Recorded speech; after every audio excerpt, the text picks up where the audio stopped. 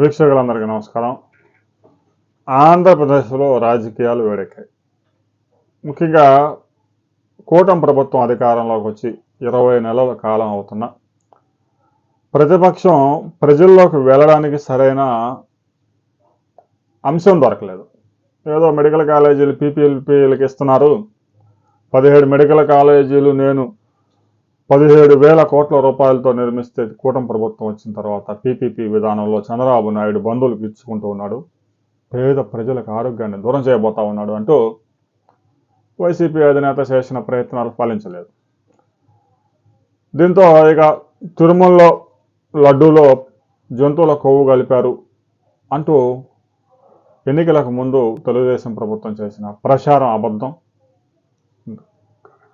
నెయ్యిలో అయితే కల్తీ అయితే జరిగింది, అది కూడా దానికి కూడా వైసీపీ నేతలు కాదు కారణం, అధికారులు అంటూ బోత్సా చెబుతా ఉన్నారు. అధికారంలో ఉన్నదెవడో, అధికారంలో ఉన్నప్పుడే వైసీపీ అధికారంలో ఉన్నప్పుడే తిరుమల తిరుపతి దేవస్థానం లడ్డూలో కల్తీ జరిగింది అనే విషయాన్ని ఎన్డీడీబీ గుజరాత్కు సంబంధించిన ఆ పరిశోధనా సంస్థ ప్రకటించింది. అయినా కూడా మీరు చర్యలు తీసుకోలేదు. 250 కోట్ల రూపాయలు పామాయిల్లో కెమికల్స్ కలిపి నెయ్యిగా హిందువులందరినీ చంపాలనే కుట్ర బన్నారు అని తిరుమల తిరుపతి దేవస్థానం చైర్మన్ చెప్తా ఉన్నారు. హిందువులందరినీ చంపే ఉద్దేశంతోనే ఇలా తయారు చేశారు అనేది స్పష్టంగా తిరుమల తిరుపతి దేవస్థానం ప్రస్తుత chairman BR Naidu press meet పెట్టి మరీ చెప్పారు. ఇక ఆ వ్యవహారం కూడా బెడిసిపట్టింది. ప్రభుత్వం చక్కగా పెట్టుబడులన్నీ తీసుకొస్తా ఉంది, పథకాలన్నీ అమలు చేస్తూ ఉంది, ప్రజల్లోకి వెళ్ళడానికి అవకాశం దొరకడం లేదు. అందుకే కూటమిలో నుంచి జనసేన విడదీయడానికి సాధ్యం కావడం లేదు కాబట్టి కాపుల్ని జనసేనకి కూటమికి దూరం చేయాలని కుట్ర బన్నాడు జగలక్. దీంతో ఇక శుక్రవారం బెంగళూరు పోతూ ఒక టాస్క్ అప్ చెప్పి పోయాడు. అంబటి రాంబాబు సందర్భం లేకపోయినా కూడా క్రియేట్ చేసుకొని గోరంట్లలో వెంకటేశ్వర స్వామి దేవాలయానికి వెళ్ళి ఆడ బయటకు వచ్చి అక్కడే ఉన్న ఒక పోస్టర్ చూసి రెచ్చిపోయి కార్యకర్తలని చంద్రబాబు నాయుడిని రాయడానికి చెప్పడానికి వీలుగాని భాషలు తిట్టాడు. ఇక తిట్టేటప్పుడు కూడా చక్కగా కరెక్ట్గా కెమెరా ఆన్ చేసింది లేనిది కూడా చూసుకొని మరీ తిట్టాడు. రికార్డ్ అయింది. ఇక తెలుగుదేశం పార్టీ కార్యకర్తలు ఆగ్రహంతో ఊగిపోయారు. గుంటూరులోని సిద్ధార్థ నగర్లో అంబటి రాంబాబుకు చెందిన నివాసం కార్యాలయాల మీద దాడి చేశారు. ఒక 4 గంటల పాటు కార్యకర్తలను అదుపు చేయడం పోలీసుల వల్ల కూడా కాలేదు. ఇక అంబటి రాంబాబు మొత్తం ఆయన యొక్క రైట్ హ్యాండ్ లెఫ్ట్ హ్యాండ్తో పాటుగా ఒక 150 మందిని వేసుకొని ఇంట్లో కూర్చొని తలుపులు బిగించుకున్నాడు.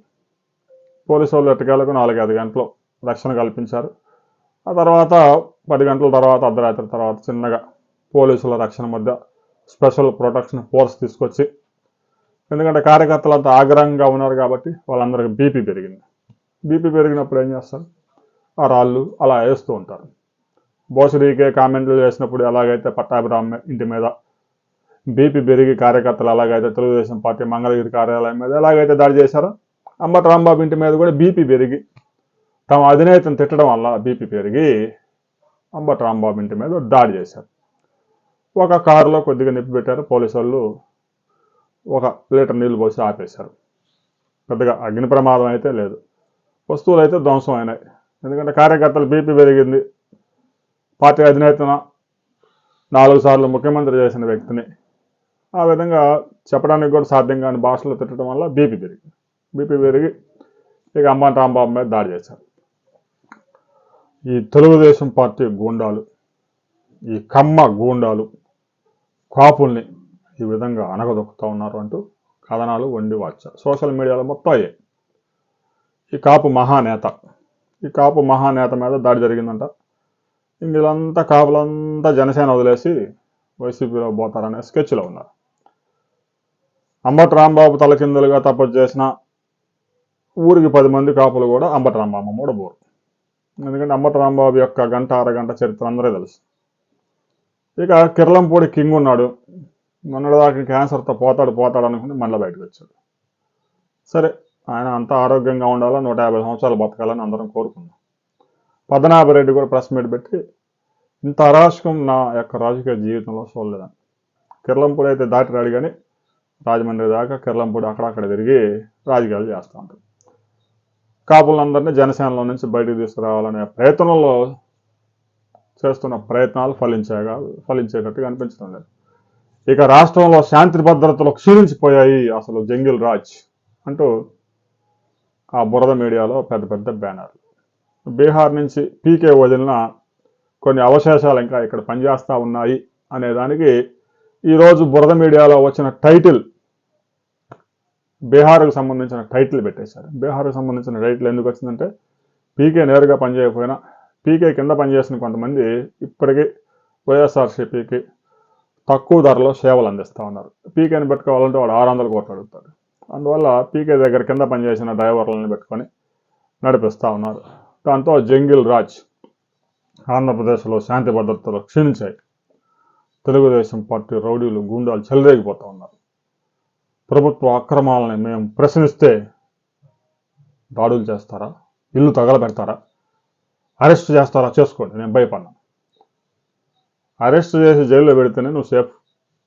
ఇంట్లో ఉంటే 2-3 ఉండే నీ యొక్క సెక్యూరిటీ కానీ నీ యొక్క అనుచరులు 10 మంది 50 మంది నిన్ను కాపాడలేరు. జైల్లో ఉండడం కూడా నీ ప్రాణానికి మంచిది, ప్రాణ రక్షణ కూడా దక్కుతుంది. అందువల్ల పోలీసులు కూడా ఈ బయట ఉంటే మేము ఏదైనా సెక్యూరిటీ కల్పించడం కష్టం అని చెప్పేసి ఇక ఈరోజు జడ్జి గారి ముందు ప్రవేశపెట్టే అవకాశం ఉంది. రాత్రే అంబటి రాంబాబు గారి భార్య హైకోర్టును ఆశ్రయించారు. మరి కాసేపట్లో తీర్పు వస్తుందా? అంబటి రాంబాబుని 14 రోజులు రిమాండ్కి తరలిస్తారా? లేదు అంటే తిట్టుకోవడం రాజకీయాల్లో సహజమే కాబట్టి, ఈయన్ని వాళ్ళని నీళ్ళు తిట్టుకుంటారు కాబట్టి తిట్టిన దానికే రిమాండ్ ఏంది, వెంటనే బెయిల్ ఇస్తున్నాను, బెయిల్ ఇస్తారనేది జడ్జి గారు ఇష్టం. ఎందుకంటే న్యాయ వ్యవస్థలో మనం వేలు పెట్టలేం. ఇక ఈ బురద మీడియాలో రాష్ట్రంలో పరాకాష్ఠకు చేరిన చంద్రబాబు దుర్మార్గ పాలన ప్రశ్నిస్తున్నారని మాజీ మంత్రి కాపు నేత అంబటి రాంబాబుపై అత్యాత్తం. వైసీపీ నేత కాదంట, కాపు నేత. కాపులు మొత్తానికి అధికార ప్రతినిధి.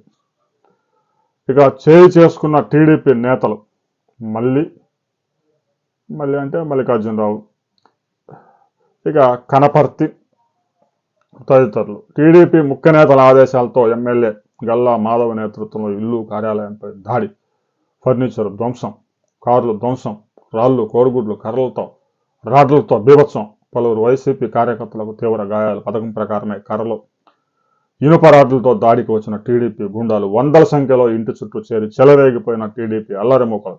సాయంత్రం 5 గంటల నుంచి అర్ధరాత్రి దాటినా కూడా దారుణ కాండ కొనసాగుతూనే ఉంది.